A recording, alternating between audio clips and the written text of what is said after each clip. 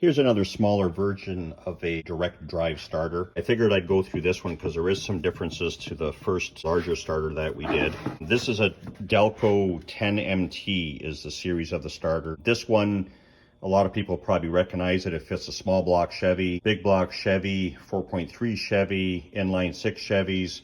Very popular starter with the GM product line. This starter, again, the solenoid, if you look at the front of it, this is your main battery. This terminal here is marked S, so this is your signal from the key switch or button, whatever you have on your application. The difference being with this starter is this side here is not a ground like on the previous starter. This terminal here actually comes live during crank only. So when you hit your button or your key, you send power here, the coil inside the solenoid is grounded, so the starter will start cranking instantaneously. At the same time, this terminal here comes live.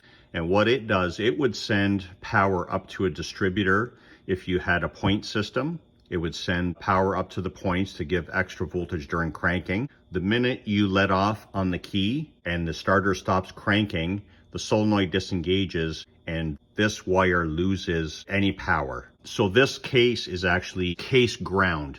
So if you don't have a good ground where it mounts onto the block through these bolts, it will cause a starting issue if you have a big voltage drop there. So whenever you put one of these starters on a vehicle, you need to make sure the block surface is clean and also your starter bolts.